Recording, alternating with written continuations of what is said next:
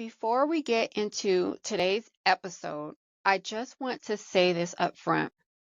What we're about to talk about may bring up some emotions.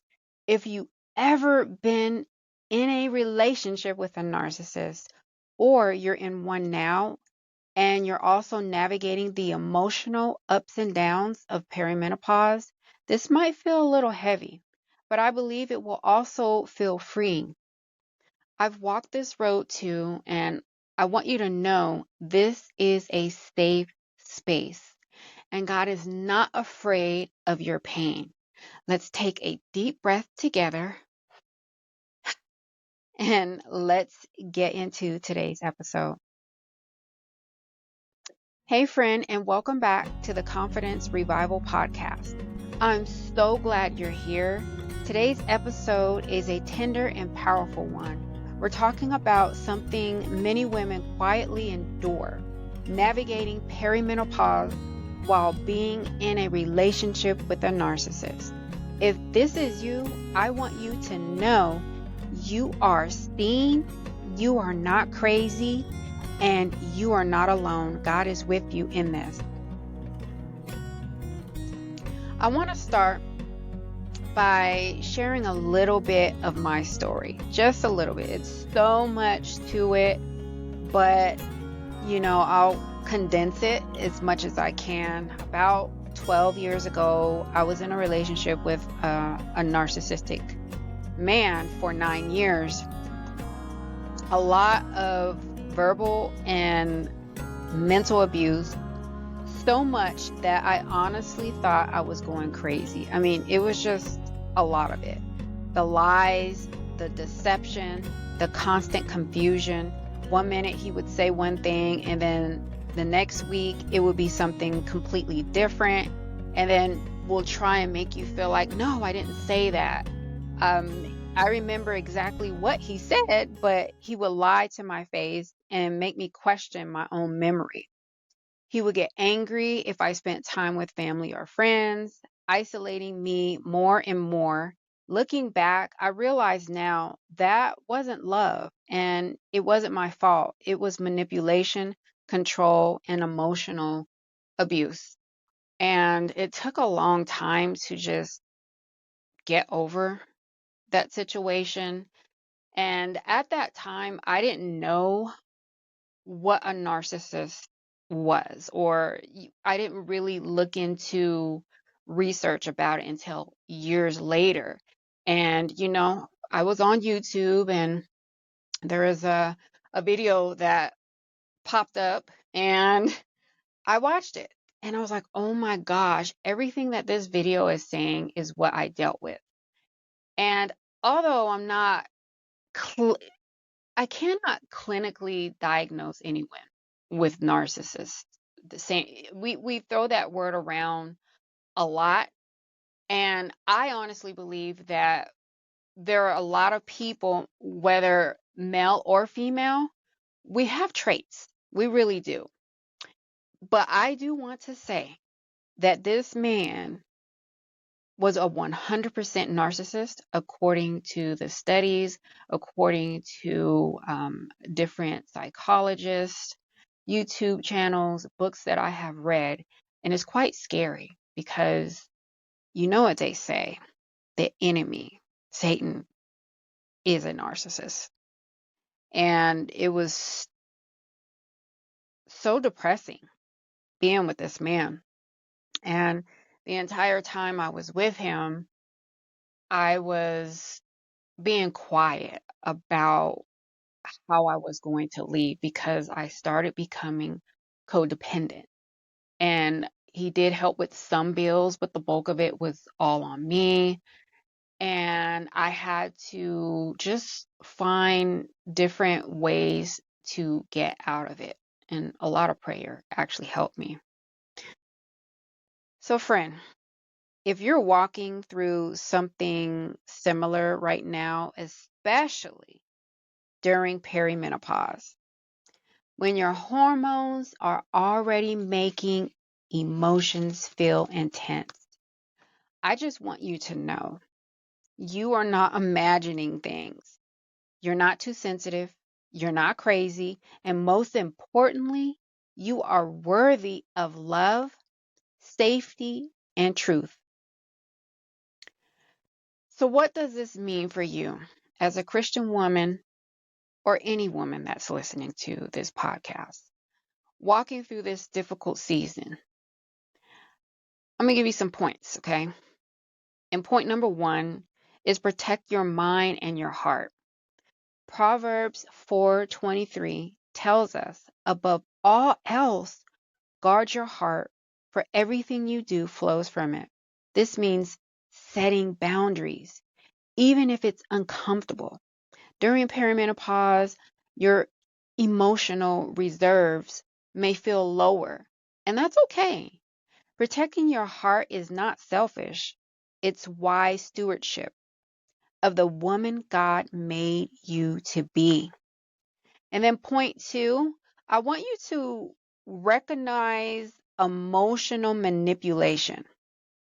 Brain fog, anxiety, fatigue from hormonal changes can make gaslighting even more confusing. And he would gaslight me so much so. And that's where you will start to think that you're crazy. And after you leave a long-term relationship and you've been with a narcissist, you really do need to seek out help if you can, because it's damaging, and then you bring in that trauma to someone else.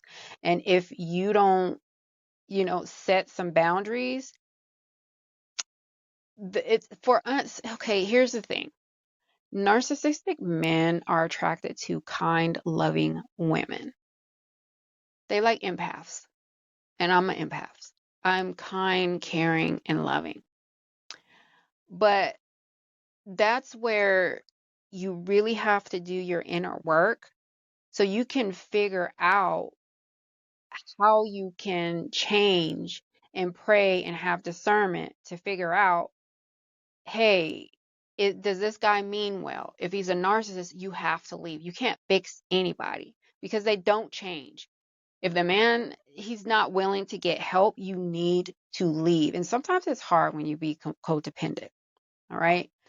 So going back to the gaslighting, that's why it's so important to document conversations, journal your experiences, and stay rooted in the truth, God's truth, and your lived truth. It's easy to doubt yourself when someone is constantly shifting reality around you. But journaling helped me to anchor myself, and I believe that it can help you too. Point number three, and I mentioned this before, seek safe support.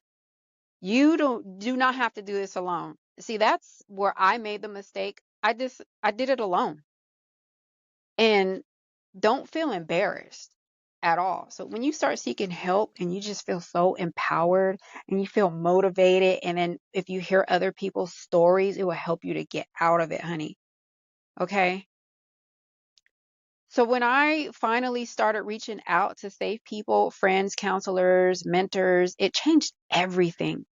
Not everyone will understand narcissistic abuse, but God will lead you to the right people. Pray for discernment and trust that He is working even when you can't see it.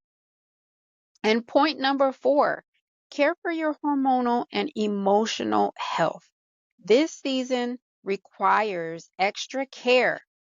Feed your body well, get support for your hormones if needed, prioritize sleep, and most importantly, fill your spirit with God's word daily. You're fighting a two-front battle within your body and within your relationship. Give yourself the grace you so freely offer to others.